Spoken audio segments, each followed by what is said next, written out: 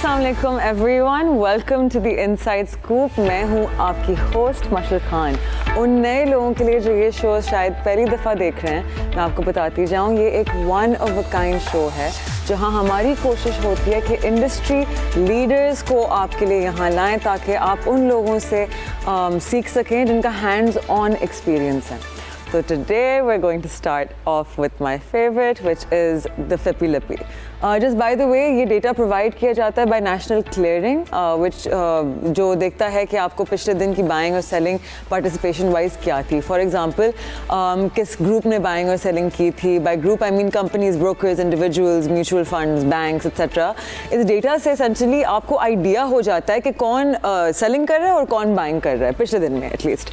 Okay, so today's Fippy Lippy data yesterday's is कि कल overseas Pakistani were net wait. Okay, तो कल individuals ने net selling की है $2.25 million की. Other than that we have the mutual funds जिनने कल $3.25 million की buying की है. We have आपके फॉरेन कॉर्पोरेट्स ने 1 मिलियन की सेलिंग की है इन टोटल. अगर हम बाकियों को देखें, there's not much volume. Mutual funds के अलावा या mutual funds and individuals had the most activity कल के दिन में. एंड कल टुवर्ड द एंड मार्केट थोड़ी फ्लैट हो गई थी.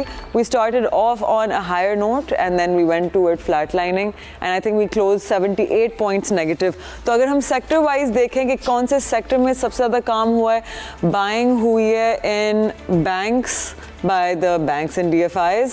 ऊपर से म्यूचुअल फंड्स ने किधर, म्यूचुअल फंड्स ने OMCs में बाइंग की है. अदर देन दैट इंडिविजुअल्स ने ओवरऑल मोस्टली सेलिंग की है, स्पेशली OMCs में एंड थोड़ी बहुत सीमेंट में एंड एनर्जी में. कल की सबसे ज़्यादा जो बाइंग और सेलिंग हुई है, सबसे ज़्यादा वॉल्यूम जो थी was overall in the power sector and the bank sector, textile sector as well, and उसके बाद है OMC and food. But top 3 are power, banks and textile. अभी we are going through what is called result season. Result season में सारी companies अपने results, अपनी earnings share कर रही हैं, which gives people a better idea कि उन कंपनीज की फंडामेंटल एनालिसिस के थ्रू क्या ट्रजेक्ट्री बनेगी. तो हर एपिसोड में हम कोशिश करते हैं कि अपने व्यूअर्स को सिखाएं कुछ नया. हमारा गोल है to educate and make Pakistan a financially literate space. तो आज का लेसन है फाइनेंशियल रेशियोज. फाइनेंशियल रेशियोज एक की पार्ट हैं of fundamental analysis. Stock market में 3 टाइप के एनालिसिस होते हैं जिसके तहत आप अपना एनालिसिस करते हैं और फिर समझते हैं वेदर और not to buy a stock, या फिर कौन से वाले को बेचना है. तो सबसे पहले हमारा नंबर 1 एनालिसिस है फंडामेंटल एनालिसिस, जो फोकस करता है on a companies financial health and economic factors, जिसके थ्रू हम डिटर्मिन करते हैं कि कंपनीज की इंट्रिंसिक वैल्यू क्या है. फिर आता है टेक्निकल एनालिसिस, जिसमें price movements, trading volume, indicators की हेल्प से आप फ्यूचर स्टॉक की प्राइस को फोरकास्ट करते हैं. जो हम चार्ट्स दिखाते हैं, the chart that we have right now. Okay, so we are talking about EPS. EPS essentially is earning per share. EPS की earning is the earnings of a company divided net income minus dividends divided by shares outstanding. So essentially EPS आपको बताता है company का क्या profit है on a per share basis, मतलब एक share पे कंपनी कितना प्रॉफिट बनाती है. अर्निंग्स पर शेयर एक की मेट्रिक है जो शो करता है एक कंपनी की प्रॉफिटेबिलिटी ऑन अ पर शेयर बेसिस. कंपनीज अपनी इनकम स्टेटमेंट्स में EPS शो करती हैं और वो EPS हेल्पफुल है बिकॉज वो रिलीज होता है क्वार्टरली. आप कंपेयर करते हैं EPS of a company with that sector. अगर वो कंपनी कंसिस्टेंट ग्रोथ दिखा रही है, if company is showing consistent growth, फिर आप इजीली देख सकते हैं कि वो कंपनी प्रॉफिटेबल है और ग्रो कर रही है. अगर बिजनेस अच्छा जा रहा है, the profit is increasing, that means automatically उसकी शेयर प्राइस भी कैच अप करती है with it. So if I could have the Sazgar EPS chart, thank you. तो एसेंशली ये डेटा साज़गार का है जो एक रिक्शे का मैन्युफैक्चरर है. It got a deal with GWM to manufacture हैवल की जो गाड़ियाँ हमें नज़र आती है ना रोड पे, you guys must have seen them quite often. तो Haval came in and it became a hit. आपको रोड पे बहुत नज़र आ रही होंगी. तो they started manufacturing those cars and selling them, और वो क्वांटिटी इंक्रीज होती गई एवरी क्वार्टर. द रिजल्ट, उनका शेयर प्राइस चला गया फ्रॉम 40 to 1200 इन 1 year. तो अगर आप फंडामेंटल एनालिसिस देखते हैं, you can understand when a company is under valued और उसका पोटेंशियल क्या होता है. हमारा काम इस शो के थ्रू आप लोगों को बताना है कि ऑल डिफरेंट वेन्यूज़ आप अपनी वेल्थ कैसे इंक्रीज कर सकते हैं. So coming back to this chart, back to the chart guys, previous EPS chart. Thank you. तो एसेंशियली यहाँ आपको एक मेजर जंप नज़र आ रहा होगा 2021 में. हालांकि Sazgar has been a morally very good company throughout. उनकी पॉलिसीज़ बहुत अच्छी हैं. They take care of their employees. One very interesting thing जो मैंने साज़गार के बारे में देखा, just remember this is not a buy or sell call, we are just talking about analysis. इसके they always have a number of employees जो वो लोगों को with disabilities hire करते हैं. ऊपर से they take care of the employees, they send certain employees for Hajj every year. This shows कि आपकी moral standing कहाँ है उस company की, and it builds an investor's confidence उस company में and shows that they care about things other than just profit. ऊपर से वो education भी fund करते हैं, वो charitable भी हैं, which are all just overall great moral factors. Personally मेरे लिए I like companies who have good moral grounds. तो यहाँ हम देख सकते हैं 2021 में इनकी EPS थी 1.25. Earning per share is essentially how much money against her share, how much profit पर मनी पर शेयर उस कंपनी ने अर्न किया उस साल में, राइट. तो 2021 में इनकी EPS 1.25 थी. फिर 22 में इट केम टू 1.95. 2022 में इनको 55% टैक्स देना पड़ा था. Keep that in mind, taxation is a very important part जो आपको शीट्स में देखनी चाहिए. ऊपर से 2023 में they took a jump from 2 rupees to 16 rupees, 16.46 rupees. मतलब इनका क्या 8x का जंप आया. And then they took another massive leap in 2023-2024 to 131. EPS essentially इसलिए इफेक्ट करता है बिकॉज EPS से आप निकालते हैं अपना price multiple, price to earnings ratio. उससे आपको नज़र आता है कि उस कंपनी की डिस्काउंट प्राइस क्या है. तो जब यूजुअली इन पाकिस्तान हमारा प्राइस मल्टीपल ऑन एवरेज होता है 6.5. तो when a company has shown an earning of 131 और वो हंड्रेड्स में है, the price is going to jump up, क्योंकि लोगों की एक्सपेक्टेशन होगी कि okay solid earnings we should buy it. बहुत सारे लोग बाइंग करने आते हैं and the stock price goes up. So that's a very important thing to look at. Yahan we don't have the taxation, but just keep that in mind. That's something I want you guys to look at. So in our second segment, we have with us a stock market trader and an economist. तो आइए इनसे पूछते हैं कि current market किस तरह behave कर रही है और ओवरऑल सिचुएशन क्या है. Please welcome mister Sherdil Ismail. Sherdil, thank you so much for being with us. Thank you for having me today. No, it's our pleasure. तो बताइए अभी करंट मार्केट किधर ट्रेड कर रही है? Current market is trading at 113,466 points. Currently market 318 point minus है और market has been a bit range bound ever since हमने अपना पीक लगाया 1,18,000 का, और उसके बाद हमारा साथ ये हुआ कि 1,18,000 का हमने पीक लगाया और उसके बाद फिर यही हुआ कि कोई ट्रिगर्स नहीं नज़र आ रहे थे. Interest rate has gone down, right, और इंटरेस्ट रेट ने अभी और मजीद जाना है, but until the new monetary policy comes हमारा अभी हालात इसी तरह रहेंगे. मार्केट आपको इसी तरह रेंज बाउंड नजर आएगी.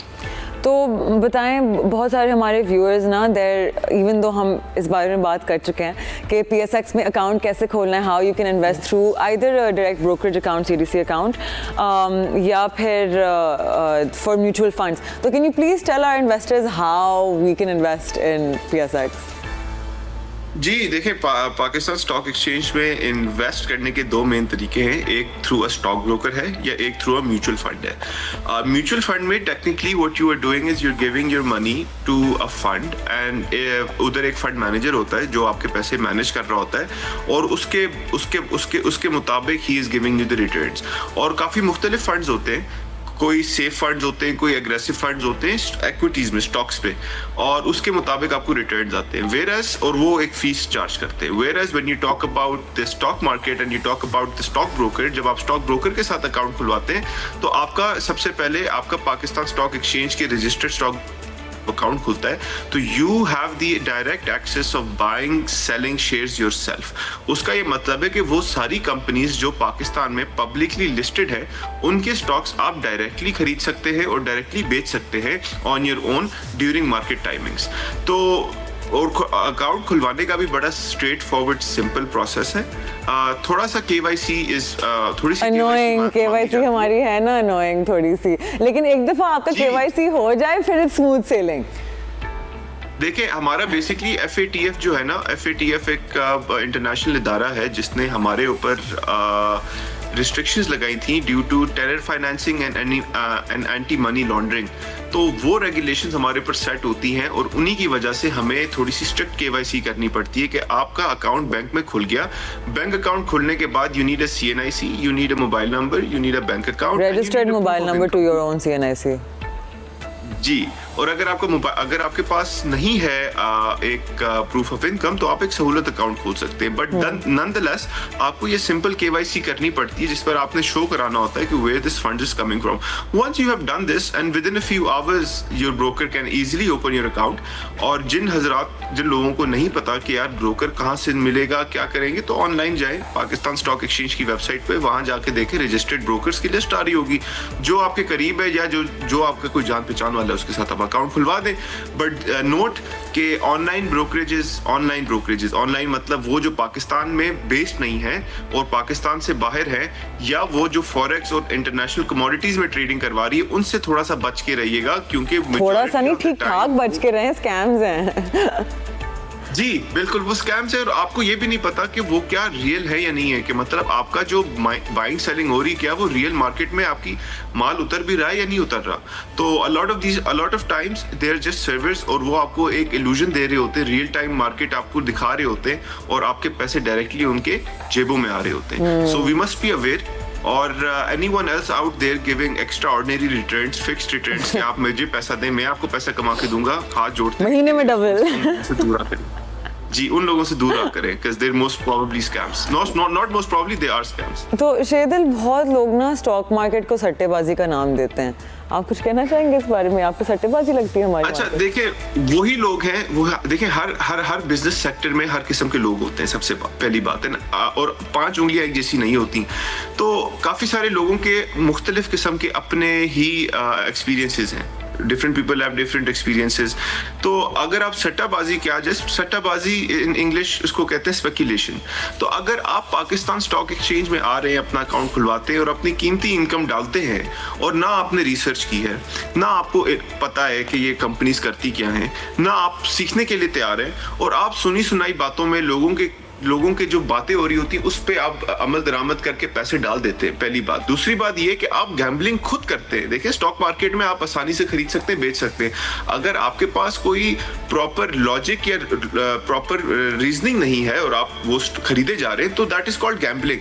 तो अगर आप गैम्बल करेंगे तो there are more chances of you losing your money than gaining money. और फिर यही लोग जाके ना हमारी फैलाते हैं बातें इन द PSX के, नहीं ये सही जगह नहीं है, यहाँ लॉस होता है, क्योंकि चढ़ती मार्केट में घुस जाते हैं, किसी मार्केट में एग्जिट कर लेते हैं, हालांकि उल्टा होना चाहिए। अच्छा, हाँ, ये आपने जो बात की, ये हर्ट मेंटालिटी है, ये हर्ट कल्चर है। बट जहां तक मैं स्पेकुलेशन और सट्टेबाजी की बात कर रहा हूँ, उसके बारे में मैं ये कहना चाहता हूँ कि first understand the business. For example, कोई भी सीमेंट कंपनी उठाएं, कोई भी टेक्नोलॉजी कंपनी उठाएं, या कोई भी आप refinery company, oil marketing company, oil exploration company, and study the business model. जिस तरह अभी आप आई थिंक ऑटोमोबाइल सेक्टर की एक कंपनी की बात करी थी, I believe Sazgar, right, not a buy or sell call. अब साजगार ने जिस तरह रिक्शे बना रही थी और उसके साथ साथ उसने GWM जो चाइनीज एक काफी बड़ी ऑटोमोबाइल कंपनी, उसके साथ एक उसने एग्रीमेंट किया और उस एग्रीमेंट के तहत उसने हैवल की mass manufacturing And not only that, first they went from total built-up units to then bringing total knockdown units, manufacturing them, decreasing their own tax net, and increasing their profit margins, which then took them exponential.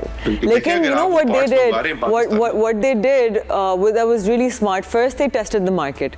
उन्होंने सीधा अपना manufacturing plant नहीं खड़ा किया, उन्होंने नापा market को, फिर उन्होंने देखा कि okay there is a market for this, now I think we should bring the total knockdown units in, let's do the assembly over here, increase our profit margins and that's what takes it up. और जिन लोगों ने keep up किया हुआ था, लोग कहते हैं oh for example me who missed it, that's because मैंने सासगार का कुछ पढ़ा नहीं था उस टाइम पे, मैं बहुत नई थी मार्केट में जब सासगार ने चढ़ना शुरू कर दिया था। उन लोगों ने जिन्होंने ये सारी इनकी एनुअल रिपोर्ट्स पढ़ी हुई थी, who were keeping up with their income statements, their cash flow statements, their balance sheet, उनको ये चीज़ें नजर आ रही थी, द प्रोग्रेस जो आहिस्ता आहिस्ता वो कंपनी बना रही थी, and that's how you get it on a good buy. जी आपने बहुत अच्छी तरीके से समराइज किया, और मैं भी यही कहना चाह रहा था कि जब उनने पाकिस्तान में वो हैवल की मैन्युफैक्चरिंग स्टार्ट की, उसकी वजह से उसकी हैवल हिट होगी गाड़ी और उसकी वजह से उसका रेवेन्यू इंक्रीज किया, तो रेवेन्यू के साथ साथ प्रॉफिटेबिलिटी भी इंक्रीज की। तो आपको ये सारी चीजें समझकर वो आने वाले दिनों के जो जितने भी चेंजेस है उनको फोरकास्ट करके अगर आप अपने इन्वेस्टमेंट डिसीजन लेंगे, उसी तरीके का इन्वेस्टमेंट डिसीजन जब आप कोई रियल एस्टेट का प्लॉट खरीदते हैं या आप कोई प्रॉपर्टी खरीदते हैं या आप किसी और जगह इन्वेस्ट करते हैं, उसी जहन के साथ, उसी तवज्जो के साथ अगर आप स्टॉक मार्केट में इन्वेस्ट करें, तो डेटा कहता है, हिस्ट्री बोलती है, और हमारा एक हिस्टोरिक प्रॉपर डॉक्यूमेंटेड प्रूफ है कि पाकिस्तान स्टॉक मार्केट ने आउट परफॉर्म किया है real estate, gold, inflation, interest rate, bank का जो सूद होता है और उसके अलावा कोई और एसेट क्लास पाकिस्तान में, राइट, उसको बाय फार आउट परफॉर्म किया। इवन डॉलर अगर आपने होल्ड करके रखा होता तो पाकिस्तान स्टॉक एक्सचेंज के जो रिटर्न्स थे वो they were very high and they were astronomically high. So कहने की ये बात है कि क्यों हाई है, ये नहीं कि कोई इसमें कोई बबल है या कुछ चीज create. No, you're 100% right about that. That is, KSE 100 has given great returns. Thank you so much for being with us, Sherdil. We would love to have you someday in person, hopefully on our show. Getting back to हमारी economic news, जल्दी से मैं आप लोगों को बताऊं, right after a very small break, I'll be right back. We will quickly go over the news and then we will introduce you to another economist जिनसे हमने थोड़ी बहुत पूछताछ करनी है. Stay with us. This is the Inside Scoop. I am Mashal Khan.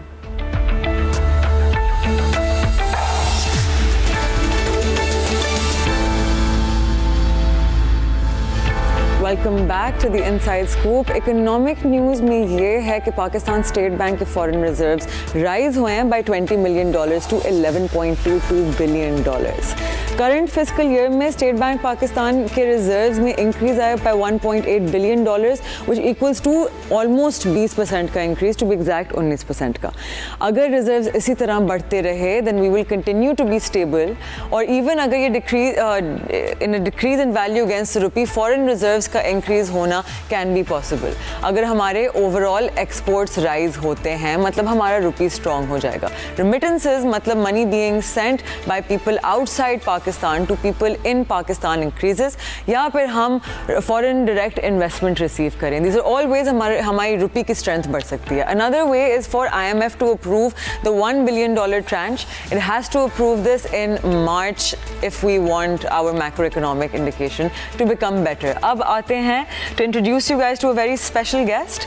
हमारे साथ अभी जो मौजूद हैं, he is the chairman of Pakistan's #1 leading tax filing and NTN registration portal for individuals. उनका SECP में बहुत experience है, along with, sorry, he was a part of the policy board for SECP along with उनका banking में बहुत experience है. Please welcome Mr. Asad Ali Shah. Thank you so much for being with us. For inviting me in this show. No, we appreciate you taking out the time. So, sir, getting right into it, आपका इतना experience है इन taxation, policy making, banking, तो आपको क्या लगता है कि सबसे ज़्यादा जो स्ट्रक्चरल फ्लॉज हैं पाकिस्तान की टैक्स सिस्टम में, वो क्या हैं और किस तरह ठीक किए जा सकते हैं? देखिए, ये आपने बड़ा अच्छा इंट्रोडक्शन दिया कि we are, as you would know, as you said rather, we are in an IMF program. This is 24th or 25th program in the last 70 years or so, since 1950.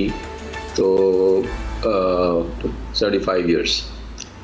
So virtually every third year we go into an IMF program. Na? तो उसके लिए ज़ाहिर है जो हमारे जो history रही है, it's bast and boom cycle. मतलब ये है कि हमारी जो इकोनॉमिक ग्रोथ है थोड़ी सी जब पिक करती है, it is always based on imports and consumption, और फिर हम इंसॉल्वेंट हो जाते हैं और फिर IMF के पास जाना पड़ता है।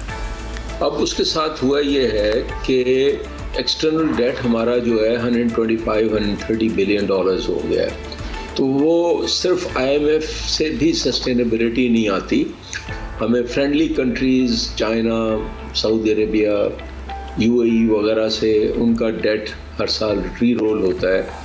तो इस साल देयर इज़ नो डाउट कि थोड़ी सी स्टेबिलिटी आ गई है, इन्फ्लेशन कम हो गया है, इंटरेस्ट रेट्स स्टीपली डिक्लाइन हो गए हैं because we are in an IMF program, and also friendly countries also re rolled their debt. तो दिस हैपन्स जब भी हम IMF प्रोग्राम में जाते हैं, तो IMF प्रोग्राम आपको देखता ही तब है जब वो बाकी जो आपका फंड फ्लो है, कैश फ्लो है, वो लग रहा है कि आप अपनी ऑब्लिगेशंस जो है वो मीट करेंगे। तो थोड़ी सी अच्छी खासी स्टेबलाइजेशन आ गई है, इसमें कोई शक नहीं है। हमारा इंटरेस्ट रेट्स इतने कम अच्छे खासे कम हो गए हैं, इन्फ्लेशन काफ़ी कम है। लेकिन what is the issue? Issue ये है कि हमारी ग्रोथ ज़ाहिर है has remained stagnant. We are the I think virtually almost all indicators within the region and our peer countries, we are one of the worst countries, तो जब तक हम long term structural reforms नहीं करेंगे, और हमारा जो basic issue है वो ये है कि there has been excessive expansion of the public sector in virtually every field, and public sector inherently वो inefficient होता है। प्राइवेट सेक्टर हम बात तो करते हैं कि is the engine of growth और उसको हम प्रमोट करेंगे, लेकिन हमारे जो टैक्स रेट्स हैं, अभी आपने टैक्स की बात की, तो सबसे सिंपल चीज़ तो ये है ना कि हमारा tax rate virtually 45-50% tax rate है, दुनिया में one of the highest tax rates. Indirect tax rate जो है, सेल्स टैक्स 18% है। तो विद दीज टैक्स रेट्स आपको despite interest rates going down, आप देखें कि कोई इन्वेस्टमेंट नहीं हो रही है। तो FDI की तो हम बात करते हैं, FDI को छोड़ दें, लोकल इन्वेस्टमेंट भी नहीं हो रही है ना। Nobody is going to invest in this economy and pay tax of 50% to the government. तो ये एक फंडामेंटल इम्पेडिमेंट है, और अनफॉर्चुनेटली जब हम IMF प्रोग्राम में होते हैं तो उनकी थिंकिंग ये है कि 3-3.5 साल का प्रोग्राम है, उस वक्त तक डिफॉल्ट ना हो, शॉर्ट टर्म आउटलुक होता है, बाद में दे आर लीस्ट कंसर्न्ड। बिल्कुल। तो ये इशू है, हमें होम ग्रोन अपने रिफॉर्म्स करने होंगे, लॉन्ग टर्म आउटलुक करना होगा, तभी ये और डेट की मेरे ख्याल में कुछ रीस्ट्रक्चरिंग करनी पड़ेगी, बिकॉज IMF के आने से बेसिकली आपको वर्ल्ड बैंक और ADB के जो हैं फंड फ्लो वो आ जाते हैं, वो फिर आपको नए लोन्स देते हैं to repay their old debt really. तो उससे कोई सस्टेनेबल सोल्यूशन नहीं है ये मेरे हिसाब से। You're 100% right, and keeping in line with that, क्योंकि हम अभी टैक्स की ही बात कर रहे थे, right, on an industrial level. तो जहाँ हम इंडिविजुअल्स की टैक्स नेट की बात करते हैं, तो पाकिस्तान के जो एलीट हैं, इंक्लूडिंग पॉलिटिशियंस, ब्यूरोक्रेट्स, वो सबसे ज़्यादा टैक्स अवॉइड करते हैं, और सबसे बड़ी टैक्स ब्रैकेट में तो टेक्निकली वही फॉल करते हैं। तो ये हिपोक्रिटिकल नहीं है कि ऑर्डिनरी सिटीजन्स आपके सबसे ज़्यादा टैक्स बर्डन ले रहे हैं और आपकी एलीट क्लास को एग्जेम्पशन मिल रही है? आपने कभी पर्सनली एडवोकेट किया है बिहाइंड क्लोज डोर्स के इसको चेंज करना चाहिए?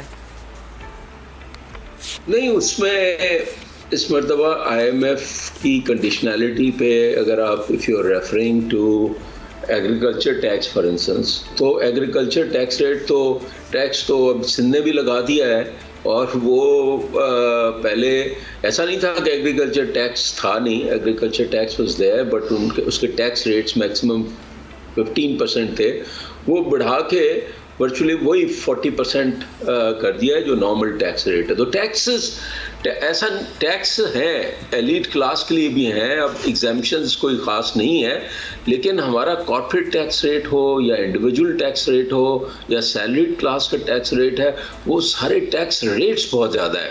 जब आपके टैक्स रेट्स बहुत ज़्यादा होंगे तो everybody you know it is an incentive for tax evasion. तो कॉर्पोरेट्स भी टैक्स इवेड करती हैं, सारी जो बिजनेस है ना हमारा that pushes the business to the informal sector.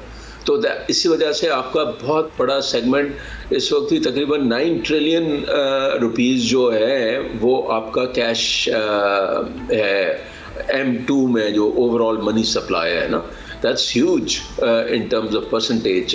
अगर आपका बैंकिंग डिपॉजिट्स जो है वो 30 ट्रिलियन के करीब है, 32 ट्रिलियन है, और 9-10 ट्रिलियन जो है वो कैश है, तो सारी ट्रांजैक्शंस जो है कैश में होती हैं आपके। तो वर्चुअली आप SMEs जो हैं, स्मॉल बिजनेसेस, सर्वाइव भी नहीं कर सकती with this kind of a tax rate. इस वक्त दुनिया में जो एडवांस जो अच्छी इकोनॉमीज़ हैं जहाँ पर इन्वेस्टमेंट करते हैं लोग, कॉन्फिडेंस ज़्यादा है, वहाँ भी टैक्स रेट जो है ना 20-22% हो गया। अमेरिका में ट्रंप ने आके रिड्यूस करके लास्ट जब ये थे तो 22% पे लेके आए थे, अभी वो कह रहा है मैं उसको फर्दर कट डाउन करूँगा। तो आपका जो टैक्स कलेक्शन है वो इम्प्रूव तब होता है when your tax rates are low and your economy expands. हम क्या करते हैं कि टैक्स रेट ऐसा लगा हुआ है जिसपे कोई उस रेट पे कोई इन्वेस्ट नहीं करेगा और इकोनॉमी आपकी श्रिंक होती रहेगी, तो आपका टैक्स कलेक्शन भी नहीं इंक्रीज होगा। 100%. Well, thank you so much for being with us, Asad sir. I hope you will join us next time. It was lovely hearing your insights. और I hope आप लोगों को भी उससे बहुत समझ आई होगी कि on a structural level, on a macroeconomic level, हमारे मुल्क में क्या changes necessary हैं, किन चीज़ों की implementation necessary है for our country to inshallah continue on a strong, stable economic trajectory, जिस तरह अल्हम्दुलिल्लाह हमारा ये पिछला साल गुजरा है. So I will see you guys now on Monday when the stock market opens at 11 a.m. This was the Inside Scoop. I am Mashal Khan. Have a great weekend. Take care. Khuda Hafiz.